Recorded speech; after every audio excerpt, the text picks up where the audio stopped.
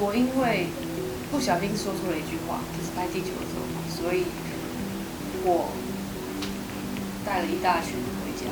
徐伟宁他之前拍那个《红衣女孩》啊，他就说他也是拍完之后就一直走不出来，他就说给老师看，老师就说他身上有5个东西在他身上。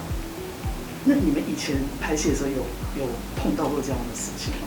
我有类似这样的经验，就是我因为不小心说出了一句话，就是拍地球的时候，所以我带了一大群回家。因为我不小心，因为我那时候获得了一个第9分局的套子，是那个装服的那种黄色套子，里面没有那个没有服的，只有套子而已。然后第9分局的标志，宣传的东西，那个黄色的套，对那个东西，然后我就获得，我就好开心，觉得很酷，就很开心拿回家。那个是因为我那时候还没跟大家一起同一天开工，我是好像第3天还是怎么才开工，泽哥帮我留，我就超兴奋，泽哥就跟我说，你可以放一些你信的在里面，它可以保留，我就很开心。但是我后来都没有放。然后回到家里的时候，我就跟我爸炫耀这个礼物。我说真的好接近，帮我送我这个，然后开心。我就说这样就可以保佑我们全部剧组拍戏平安。我就放在家里，跟他就是可以跟我们连线。我就只是随口说说。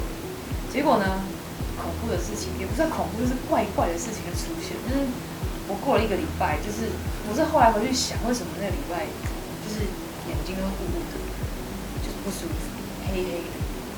就是我看你会有一层像是打上一层柔胶的感觉。一直来就是无法对到一个胶，就怪怪的。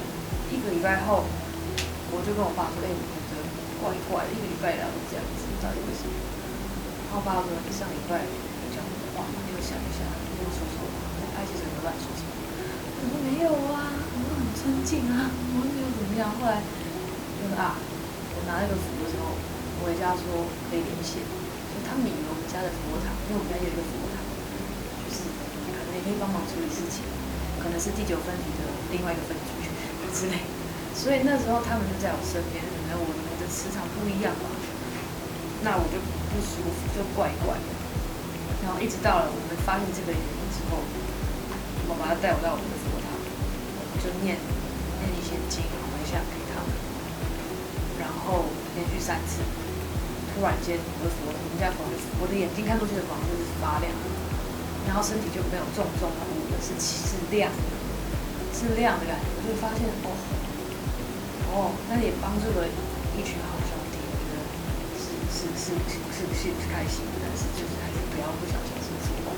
那次之后就更小心，有时候就会觉得更知道念头的那个力量多大。你可能一想一讲，就连到了，所以平时就还是保持善良。有吗？你有吗？类似的经历？我刚就有想到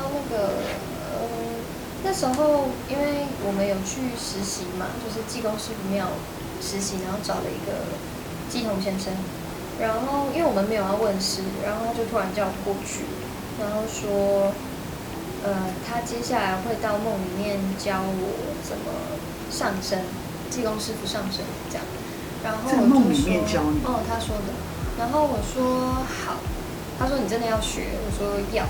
然后他就说，接下来你要开拍，你要吃素，吃到杀青，然后剧组才会拍摄顺利。我说好，所以因为我想说，反正都要吃了，我隔天就开始吃，然后吃了大概2个半月吧。然后我们拍摄真的非常的顺利。